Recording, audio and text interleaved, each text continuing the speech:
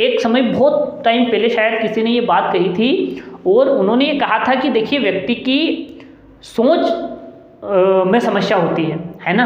किसी भी ड्रेस या किसी भी कपड़े में या किसी भी तरह के पहनावे में समस्या नहीं होती, व्यक्ति की सोच में समस्या होती है। चलिए एक स्तर पर हम इस बात को मान लें, लेकिन मैं कहता हूं कि हो सकता है कि आपकी सोच पे फर्क न पड़ता हो, लेकिन मैं कहता हूं कि पहनावे से नजरिए पे जरूर फर्क पड़ता है ना।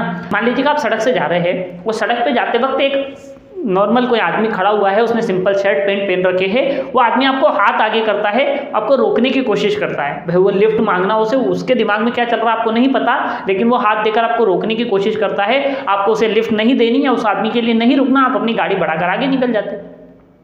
आप तो निकल गए भाई, आपको कोई मतलब नहीं, आपको नहीं रोकना थी, आपका मन है, आपका विचार है, आपके दिमाग में क्या चल रहा है ये आप जानते, उसके दिमाग में क्या चल रहा है वो जानते, आपको कोई कम्युनिकेशन नहीं है, पर आप नहीं रुके, चले गए, अनजान आदमी था।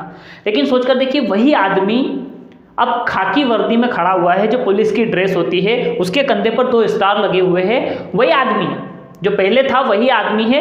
पहले उसने नॉर्मल पेंट शर्ट पहन रखे हुए थे, अब वो पुलिस की ड्रेस में खड़ा हुआ, 2 स्टार लगे हुए उसके कंधे पर, वो आदमी आपको हाथ देता है। अब मुझे बताइए सर, आपको कितनी भी जल्दी हो, आपको कहीं भी पहुंचना हो, आपके दिमाग में कुछ भी चल रहा हो, लेकिन आप एक बार जरूर रुकेंगे। क्यों? क्योंकि वही आदमी से फर्क नहीं पड़ा सर, लेकिन उस आदमी के कपड़ों से फर्क पड़ा, क्योंकि वो पहले एक नॉर्मल इंसान था आपके लिए, आपको देखने का नजरिया था, कोई सामान्य व्यक्ति था वो आपके नजरिए में, आपकी नज़र में वो सिर्फ एक साधारण इंसान था जो आप ही के जैसा था। लेकिन अब वो आदमी आपके लिए एक सरकारी अधिकारी हो गया, वो आदमी एक डिपार्टमेंट का कोई व्यक्ति हो गया, कोई सदस्य हो गया, वो व्यक्ति एक पुलिस वाला है, इसलिए अब आपको रुकना पड़ेगा। सर एक बात बताइए, क्या अब भी आप मुझे इस बात को एक्सप्लेन करिए कि क्या कपड़ों से फर्क नहीं पड़ा? मैंने शुरू में ये बात कही है कि हो सकता है सोच में कोई फर्क न पड़ा हो, लेकिन आदमी के नज़रिए में जरूर फर्क पड़ता है, और ये फैक्ट है। और जिन्होंने भी दिमाग के काम करने की प्रक्रिया को समझा है, या हमारा दिमाग किस तरीके से वर्किंग करता है, या हमारे दिमाग में किस तरीके से पिक्चर्स जाती है, किस तरह हमारे दिमाग को मैसेज जाता है, किस तरह हमारी इंद्रियों के थ्रू दिमाग तक चीज़ें पहुँचती है और किस तरह वो प्रक्रिया करके परिणाम देता है, अगर इसके बारे में अगर स्टडी आपने करी है ना, तो आप मेरे पॉइंट को जल्दी पकड़ पाएंगे। और अगर आप दिमाग की प्रक्रिया को समझते ही नहीं, जानते नहीं, तो आपको कोई कुछ भी कहेगा अगले दिन मान लेंगे। ये काम करते, दूसरा एग्जांपल ले लेते हैं, ठीक है।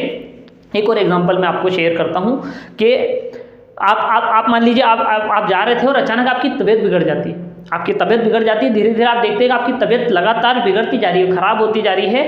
अब आपके सामने से 2 लोग आ रहे हैं, एक व्यक्ति मान लीजिए कि मेरी तरह ही है, उसने ब्लेजर टी शर्ट डाल के रखा हुआ है और मेरी तरह सामने से चलकर आ रहा है, और दूसरा आदमी है जिसने व्हाइट एप्रिन पहन रखा है, जो डॉक्टर की ड्रेस होती है ना, व्हाइट एप्रिन शर्ट जो पहनते हैं डॉक्टर्स जनरली, वो पहन के रखा हुआ है। अब एक बात बताइए, जब आपकी तबीयत इस तरीके की हो रही है, तो आप और आपके पास जितने भी लोग खड़े हैं, वो किस आदमी को इशारा करके अपनी तरफ बुलाएंगे? क्यों? क्योंकि एक आदमी के ड्रेस से ये लग रहा है कि वो डॉक्टर है, लेकिन आपको जानकर ताज्जुब होगा कि वो जो डॉक्टर को बुलाया है ना, वो उसको अपनी डॉक्टर की डिग्री कंप्लीट करे हुए 2-3 साल हुए हैं सिर्फ, और अभी भी किसी सीनियर डॉक्टर के साथ वो असिस्टेंट है और उसके साथ वर्किंग काम कर रहा है। लेकिन मेरी तरह जो आदमी ब्लेजर में था ना, वो आदमी 25 साल से डॉक्टरी की प्रैक्टिस कर रखा है, कई सारी डॉक्टरेट में उसने बड़ी बड़ी उपाधियां लेके रखी हुई है। लेकिन एक बात बताइए, आपने उस आदमी के बजाय उस आदमी को क्यों बुलाया? क्यों? क्योंकि उस वक्त आपको एक डॉक्टर दिखाई दे रहा था उस आदमी में, न कि उस आदमी में। तो अब आप मुझे बताइए कि क्या कपड़े से कुछ भी फर्क नहीं पड़ा? आपके नजरिए में फर्क पड़ा, आपकी जानकारी में फर्क पड़ा, आपके दिमाग को जो मैसेज गया उसके ऊपर फर्क पड़ा।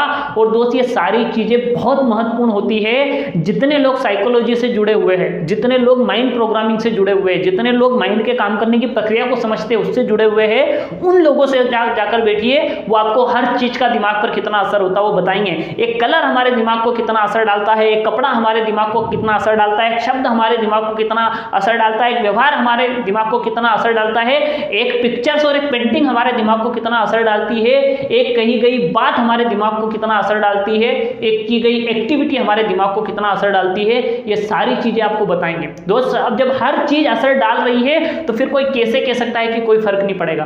फर्क तो पड़ता है सर, मानने और नहीं मानने के ऊपर ये सारी चीजें हैं। क्योंकि एक चीज सोचकर देखिए सर, आप एक काम करिए, आप टीवी के सामने अक्सर समय बिताते होंगे, आप कोई टीवी एड देखिए, जब एक पेस्ट का एड आता है तो क्यों दिखाए गए एक्टर को डॉक्टर के कपड़ों में दिखाया जाता है? क्यों? अगर आप कहते हैं कि कपड़ों से कोई फर्क नहीं पड़ता, पहनावे से कोई फर्क नहीं पड़ता, हम किस तरीके के दिखते इससे कोई फर्क पड़ता ही नहीं है, वो सब कुछ कोई मायने नहीं रखता है, तो फिर क्यों उन्हें वही ड्रेस पहनाई जा सकती है? आप पेस्ट के दिखाए जाने वाले 90% एडवर्टीजमेंट में बताने वाले, एडवर्टीजमेंट करने वाले एक्टर को डॉक्टर की ड्रेस में क्यों देखते हैं? बिकॉज ऑफ ट्रस्ट, क्योंकि वो जो उसने पहन रखा है ना, वो ट्रस्ट बिल्ड करता है। वो कपड़ा, वो जो उसको पहनाया गया डॉक्टर की ड्रेस, वो आपको इस बात का यकीन दिलाता है कि नहीं भैया ये अच्छा वाला है, ये ले लो आप। तो फर्क तो पड़ा।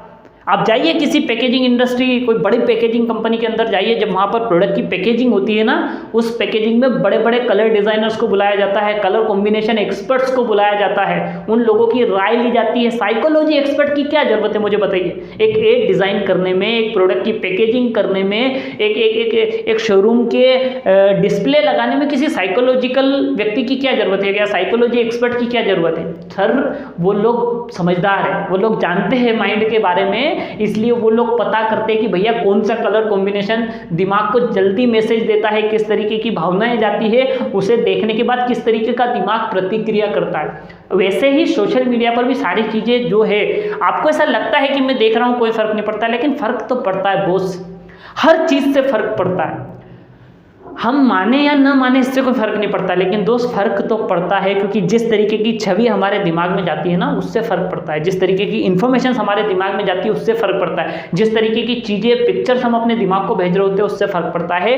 हर चीज़ से फर्क पड़ता है। और मेरा तो मानना है कि दिमाग को फर्क तो पड़ता है, क्योंकि 60,000 से लगाकर तो 1.25 लाख तक के विचार जनरेट करने की कैपेसिटी है। इतने विचार एक दिन में हमारा दिमाग जनरेट करता है, कहाँ से आते हैं? और विचार की एक चेन होती है, यूँ समझिए कि जब आप एक कोई चीज़ आपने देखी, एक विचार आया, उससे जुड़ा अगला, उससे जुड़ा अगला, उससे जुड़ा अगला, उससे जुड़ा अगला, उससे जुड़ा, ये पूरी एक चेन बनती है, एक प्रक्रिया बनती है।